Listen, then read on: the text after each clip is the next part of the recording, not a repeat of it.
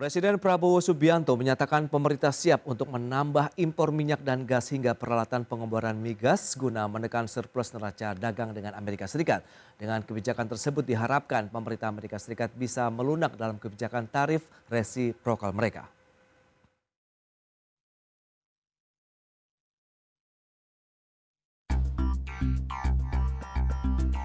Presiden Prabowo Subianto menegaskan Indonesia siap menghadapi pemberlakuan kebijakan tarif resiprokal yang diberlakukan Presiden Amerika Serikat Donald Trump. Bahkan Prabowo mengklaim Indonesia bisa mengatasi defisit neraca dagang dengan Amerika Serikat yang mencapai 17 miliar dolar Amerika. Prabowo mengatakan pemerintah akan menawarkan beberapa opsi kepada pemerintah Amerika Serikat untuk mengatasi surplus dagang tersebut, antara lain melalui penambahan impor LPG, minyak mentah, bahan bakar minyak, hingga alat pengeboran minyak dan gas bumi. Apa yang kita butuh dari Amerika? Kita butuh LPG. LPG 8 miliar dolar kita butuh, 9 miliar ya.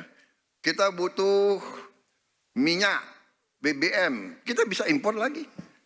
9 miliar lagi. Ya, kita butuh alat-alat teknologi, rig drilling dari mereka. Kita akan Sejalan dengan hal tersebut, Menteri Energi dan Sumber Daya Mineral Bahlil Lahadalia mengatakan mulai menghitung kebutuhan impor LPG dan minyak mentah dari Amerika Serikat. Pemerintah berharap pembelian minyak mentah dan LPG dari Amerika Serikat bisa meningkatkan importasi dan investasi dari Amerika Serikat. Dengan demikian, surplus neraca dagang Amerika Serikat dengan Indonesia dapat berkurang sehingga kebijakan Trump diharapkan akan melunak. Jakarta, Tim Liputan IDX Channel. Ya, pemirsa, untuk membahas tema kita kali ini, konsistensi target kemandirian energi di era perang tarif global, kita akan berbincang melalui Zoom bersama dengan Profesor Tumiran. Beliau adalah anggota Dewan Energi Nasional periode 2009 dan 2019, serta menjadi Direktur Engineering Research and Innovation Center dari Fakultas Teknik UGM. Halo Prof. Tumiran, apa kabar? Apa kabar? Baik-baik, sehat-sehat, Pak. Kabar baik juga, terima kasih Prof Ya, atas waktu yang disempatkan. Kemudian ada Pak Yayan Satyakti, pengamat ekonomi energi dari Universitas Pajajaran. Halo Pak Yayan, apa kabar? Kabar baik, Mas Baik, Prasetyo.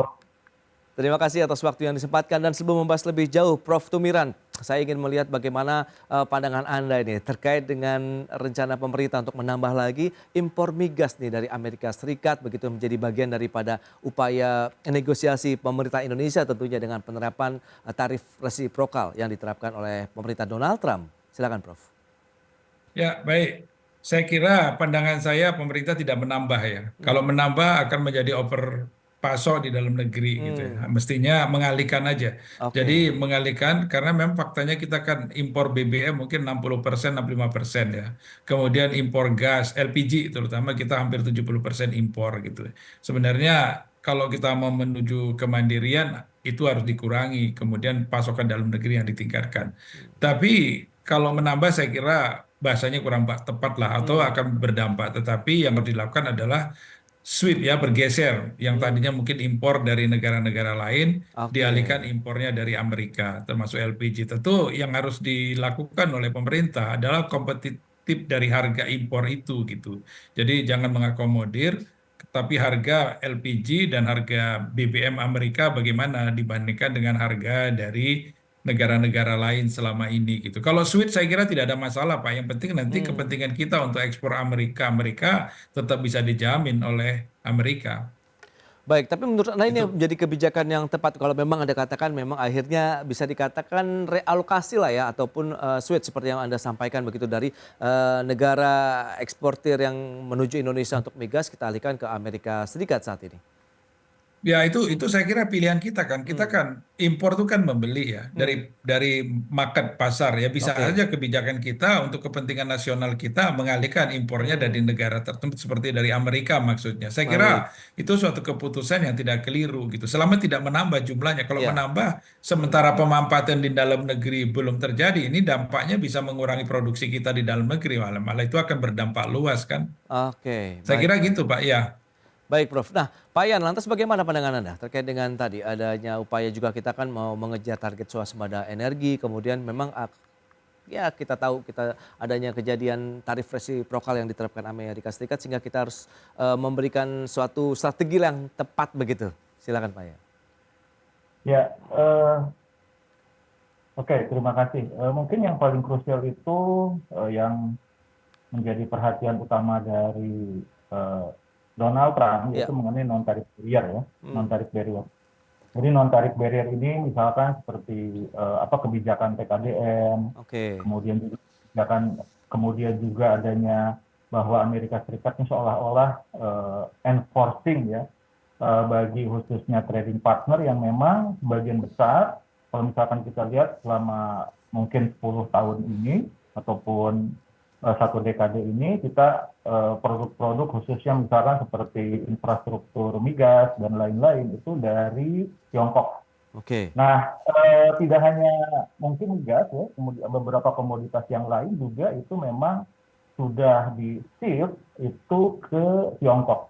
Nah, sehingga kebijakan yang dilakukan oleh Trump ini itu ingin mengubah international trade shaping ya. Jadi artinya dia akan mencoba untuk menggeser pola yang sebagian besar itu mungkin ke Tiongkok kembali lagi ke Amerika Serikat, di mana Amerika Serikat itu memperoleh dampak yang luar biasa ya. Kalau misalkan kita lihat di beberapa literatur, misalkan seperti trade wars yang dilakukan antara China dengan Amerika Serikat pada tahun 2018 yang lalu, itu trade balance Amerika Serikat itu terus menurun.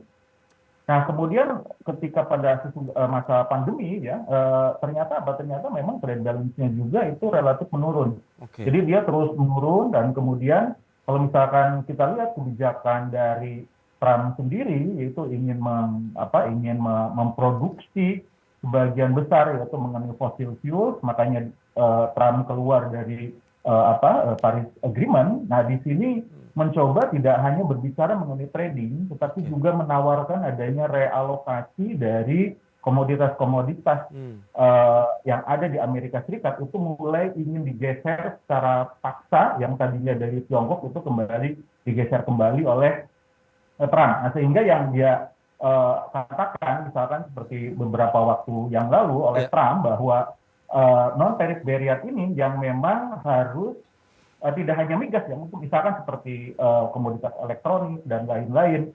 Nah, untuk mengurangi non-tarif barrier pada masing-masing negara sehingga Amerika Serikat itu bisa masuk dan memaksa adanya perubahan international trade pattern pada masing-masing khususnya major trading partner yang membuat Amerika Serikat itu mengalami defisit yang luar biasa. Misal kita di peringkat sekitar 15 ya atau 11. Baik. Nah, Prof. Tumiran, lantas bagaimana dengan upaya tadi importasi juga selain mungkin tadi tidak menambah tapi mungkin realokasi ataupun switching lah. Nah, lantas bagaimana dengan teknologi-teknologi ataupun produk-produk alat migas begitu yang memang dibutuhkan juga untuk Indonesia? Apakah juga ada switching di sana atau memang kita butuh untuk peralatan berteknologi tinggi tadi begitu untuk sektor migas kita, Prof? Ya, kalau kita dikaitkan dengan upaya untuk kemandirian ya. Jadi seperti awal-awal Presiden Prabowo pidato di MPR ya. Oke. Maka teknologi-teknologi ini kalau bisa kita harus juga berkolaborasi dengan Amerika. Biasanya Amerika kalau lihat kita historis jangka panjang, itu namanya transfer teknologi mereka bisa mengalihkan gitu ya. Jadi ini saya kira perlu, sementara produksi minyak kita kan terus menurun. Gimana kita mau mandiri ya? Nah, jadi memang harus dilakukan pengeboran-pengeboran lanjut. Teknologi mereka selama ini kan sudah unggul ya. Mungkin ini juga bisa menjadi satu bagian strategi partner sambil kita meningkatkan impor LPG tadi, karena sekitar 2 miliar dolar kalau nggak salah ya selama ini impor LPG dari US ya Mas ya. Nah, ini bisa ditingkatkan, tapi ada bargaining lain lah, terutama bagaimana teknologi drilling, pengeboran itu juga bisa kita tingkatkan gitu. Jadi kalau nggak ada itu cuma sekedar balansi perdagangan, ini saya kira impact-nya kurang begitu besar dari upaya-upaya kita untuk mendorong kemandirian energi tadi. Jadi kemandirian itu tidak hanya tersedia di dalam negeri, tapi bagaimana produk teknologinya juga secara bertahap bisa kita kuasai. Negara lain yang dulunya nggak menguasai seperti China itu bisa menguasai ya. Nah, mestinya kita itu bisa, hanya mungkin perlu strategi politik sehingga hasil riset pengembangan industri di dalam negeri itu bisa kita kembangkan. Harus ada kesabaran yang konsisten ya. Oke. Kesabaran yang konsisten bahwa anak bangsa ini juga bisa untuk menuju kemandirian tersebut, Mas. Oke, nah itu dia lantas roadmap-nya seperti apa, kemudian mekanismenya seperti apa kan kita bahas nanti di segmen berikutnya. Prof. Tumiran, kemudian Pak Ian, kita akan jeda dulu sebentar ya. Dan pemirsa, kami akan segera kembali usai jeda berikut ini.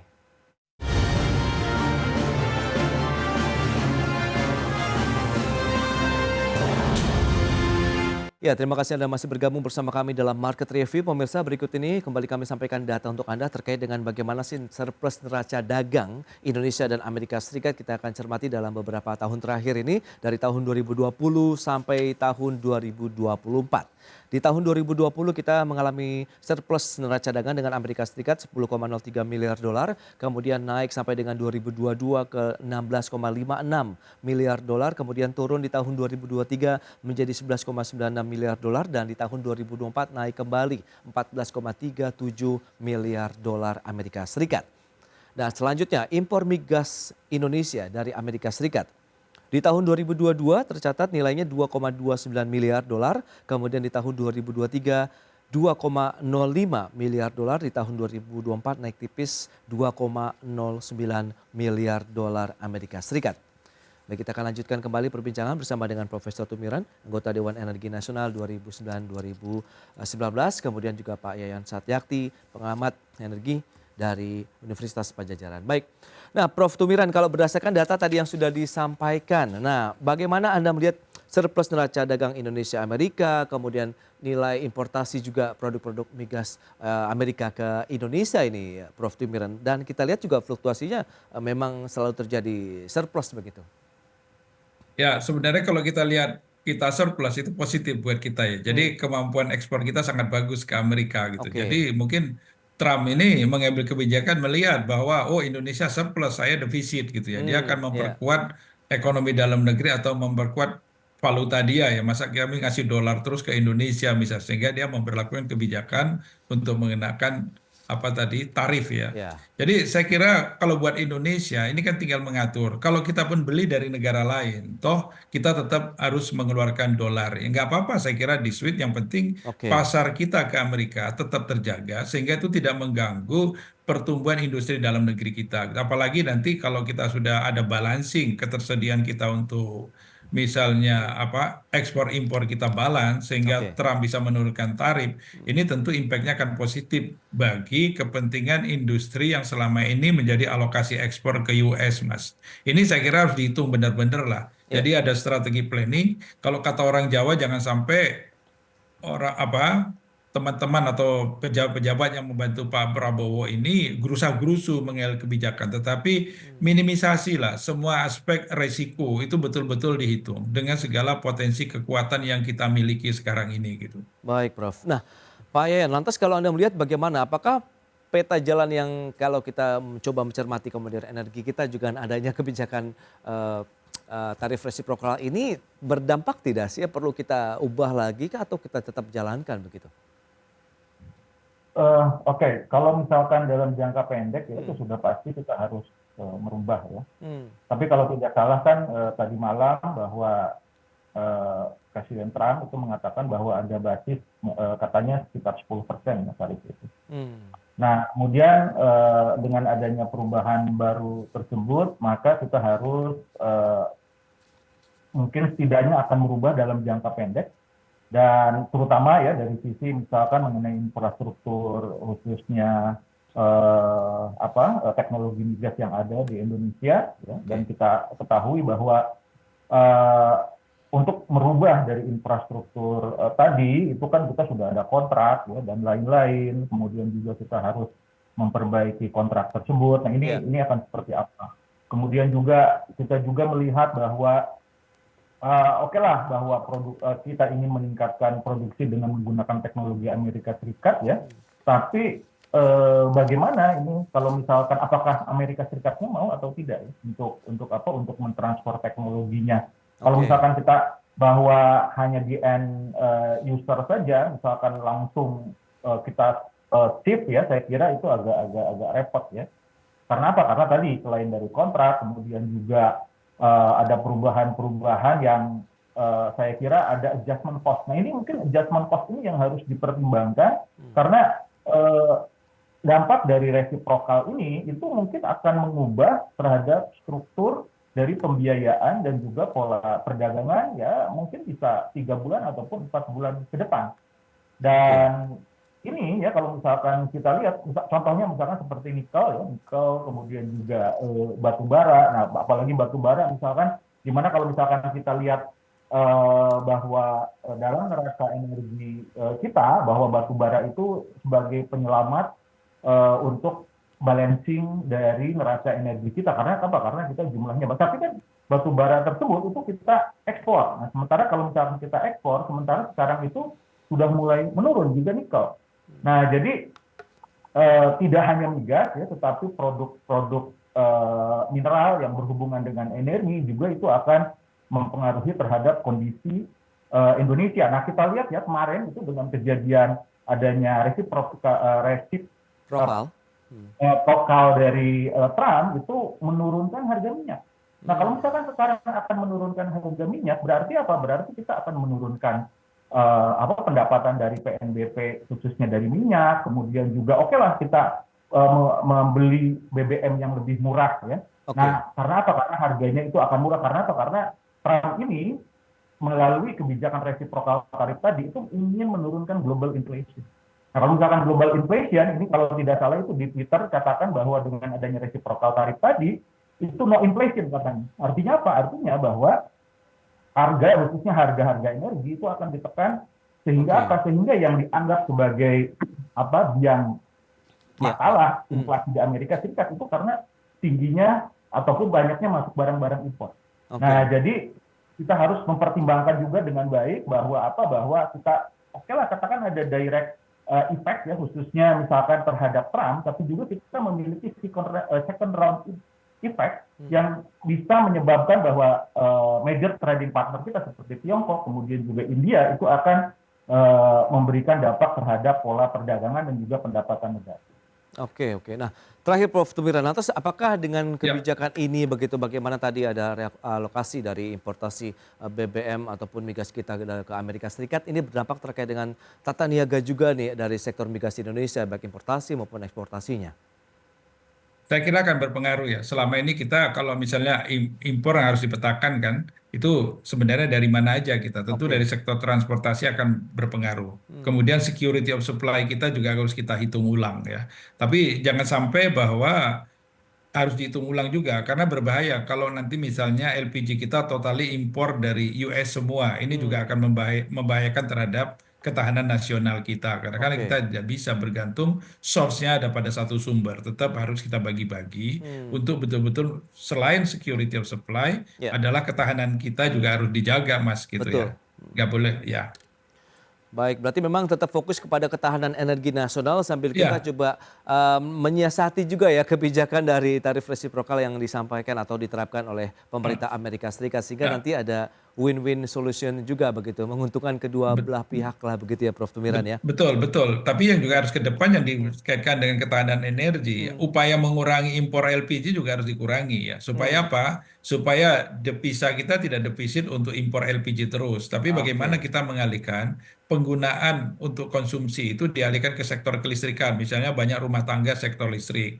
Kemudian kendaraan-kendaraan kita dorong ke electric vehicle ya. Nah itu kelistrikan kita kan kuat, kita punya batu bara. Artinya kemandirian kita akan semakin kuat, memperkuat devisa kita ya harapannya ke depan rupiah kita juga semakin membaik. Tidak limbung seperti sekarang ini kan Mas. Ya, baik. Baik Prof. Tumiran, kemudian Pak Yayan terima kasih banyak atas informasi update dan juga analisis yang diberikan kepada pemirsa IDX pada hari ini. Selamat melanjutkan aktivitas Anda kembali, salam sehat dan sampai berjumpa kembali Prof. Tumiran, Pak Yayan terima kasih. Terima kasih Mas, ya Pak Yayan juga sehat-sehat selalu. Baik pemirsa, 1 jam sudah saya menemani Anda dalam market review dan perbaharui terus informasi Anda hanya di IDX Channel, Your Trustworthy and Comprehensive Investment Reference. Karena urusan masa depan harus terdepan, aku investor saham. Saya Prasetyo Wibowo beserta seluruh kerabat kerja yang bertugas pamit undur diri. Terima kasih dan sampai jumpa.